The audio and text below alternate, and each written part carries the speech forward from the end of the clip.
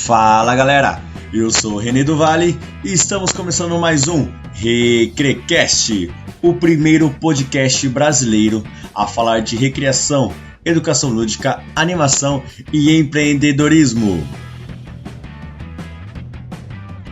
E no nosso episódio de hoje nós vamos falar um pouco sobre grandes jogos. O que são grandes jogos, como se caracteriza, exemplos de grandes jogos para a gente poder aplicar no nosso dia a dia, no nosso trabalho. Beleza, galera? Para começar aqui o nosso bate-papo aqui bem rapidinho, vou parafrasear aqui o Henriot.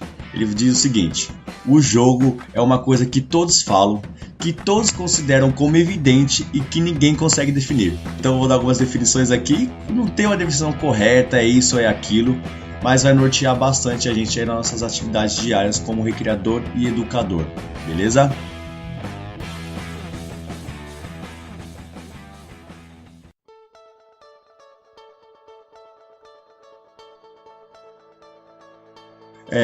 Grandes jogos é uma definição usada por alguns autores para classificar jogos com algumas características específicas. A gente vai ver agora algumas dessas classificações e quem são esses autores. Vejamos, por exemplo, o Ferreira. Nos diz que grandes jogos são caracterizados por terem um grande número de participantes. Já o Mian classifica os jogos como pequenos jogos, regras fáceis e menor quantidade, menor número de participantes e locais restritos. Jogos médios, com regras pré-estabelecidas em locais maiores como quadras ou piscinas.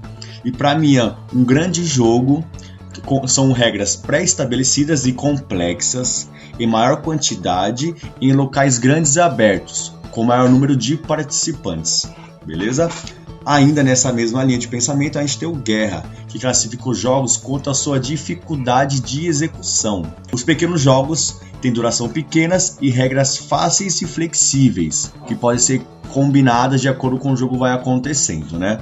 E tem os grandes jogos que ele fala que tem duração entre 10 e 20 minutos, com as primeiras regras pré-estabelecidas, e são os jogos que preparam para os desportos e destinam-se para alunos a partir do 5º ano em diante, ou seja, a criança tem 10, 11 anos ali. Os grandes jogos são melhores, né, para se aplicar. E concordando com isso, também temos o Rosado, que diz o seguinte: grandes jogos são mais propícios às faixas etárias mais elevadas. Alguns outros autores, como Cavalari e Zacarias, também classificam jogos em pequenos e grandes. Para eles, os pequenos jogos são o seguinte: nos pequenos jogos, as regras são cobradas de forma mais flexível, são mais simples e em menor quantidade. A atuação do profissional, do professor nos pequenos jogos é apenas como um orientador. Já nos grandes jogos, todas as regras são cobradas de forma totalmente rígidas, não são mais complexas e em maior quantidade. A atuação do professor aqui é como a de um árbitro. Então, visto isso, a gente pode observar que todas as definições têm alguma característica comum. Silva e Gonçalves fizeram uma tabelinha para elencar essas características principais dos principais autores.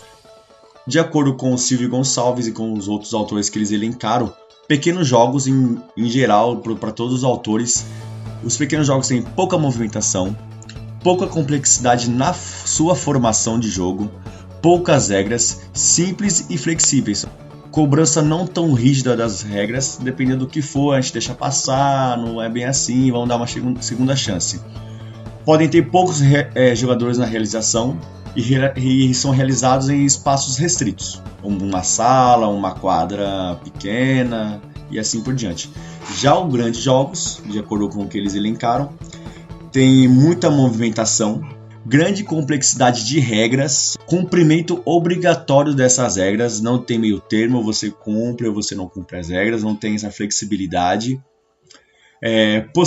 Tem a possibilidade de participação de maior número de jogadores, então não tem um número exato, mas assim, pode ter vários jogadores, ou poucos ou vários. E pode ser realizado em espaços amplos, ou seja, espaços abertos, em clubes, em hotéis, parques, né? Seja onde tiver bastante espaço.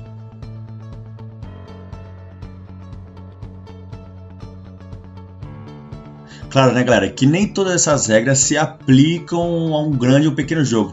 Por exemplo, você pega o ping-pong. O ping-pong é um jogo assim, se for ver de dimensão pequena, de pequeno jogo, mas tem bastante regras e regras complexas, então já entra no grande jogo. Então, nem tudo é 100%, assim como disse lá no começo. A gente fala do jogo, sabe que é importante, mas a gente consegue caracterizar exatamente o que é um grande, pequeno jogo, beleza? Mas grandes jogos, como nós vimos aqui, uma vantagem do grande jogo, né?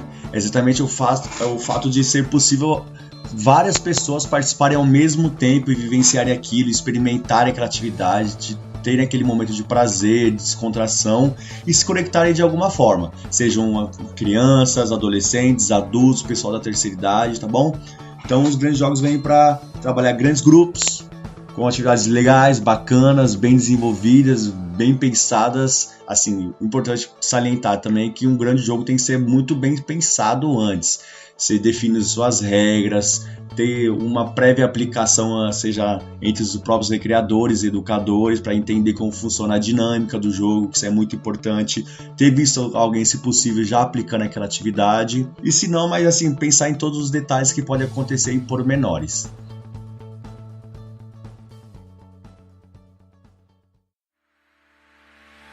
Espero que vocês tenham gostado do nosso podcast de hoje. Se gostou, dá um joinha aí no seu agregador de podcast, compartilha com seus amigos, divulga, vamos fomentar essa recriação, beleza, galera? E segue a gente nas redes sociais, no Instagram, no LinkedIn, no Facebook, através do L Assessoria Esportiva e Recreação. Segue a gente lá, curte, que toda vez que sair um podcast novo a gente vai lançar lá e muita coisa boa, tá bom? Abraços lúdicos e até a próxima!